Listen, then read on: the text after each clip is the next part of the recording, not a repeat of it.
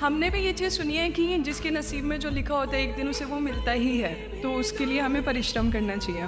तो सर एक इनके बीच में क्या एक थिन लाइन नहीं है कि हमने सोचा जैसे 71st डे पर मुझे ऐसा लग रहा है कि अब मुझसे और नहीं होगा, अब मैं नहीं करूँगी। माना कि वो गिव अप भी कहा जाता है, लेकिन अगर मेरे नसीब में है कि नहीं यार कल ये तुझसे हो जाएगा, अगर मैं कोई भी टास्क कर रही हूँ कल ये कंप्लीट होगा, लेकिन मैं सोचूँ नहीं मेरे से ये प्रेशर नहीं हो रहा, I should let go this, I should start some other thing.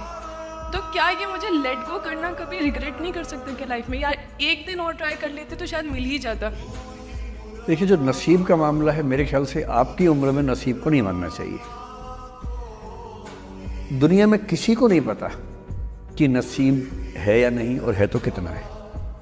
सब तुक्का लगा रहे हैं, मैं भी तुक्का लगा रहा हूं। ठीक, जो हार जाता है ना उसको तसल्ली देना बहुत ज़रूरी है, वरना वो जी नहीं पाएगा। और पराजित व्यक्ति को तसल्ली देने के लिए सबसे अच्छा शब्द है नसीब, भाग्य, नियति। बहुत ज़रूरी है। और इसलिए एक उम्र के बाद गीता का सार पढ़ना बहुत ज़रूरी है। समझना पड़ता है कि सब कुछ हमारे हाथ में नहीं होता है, सच में नहीं होता है।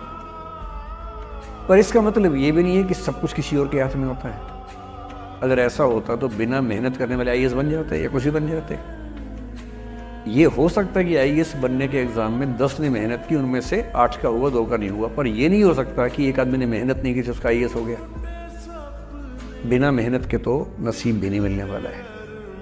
इसलिए ये मान लीजिए कि कुछ ना कुछ चीज़ें हमारे कंट्रोल में नहीं है, लेकिन जितना कंट्रोल में है उस पर पूरी ताकत लगाएंगे, पूरा डिसिप्लिन रखेंगे, तो हम अपनी किस्मत सबसे अच्छी लिख पाएंगे। सबसे अच्छी मतलब बाकी सारी, मेरी जितनी अच्छी हो सकती है उतनी अच्छी लिख पाएंगे।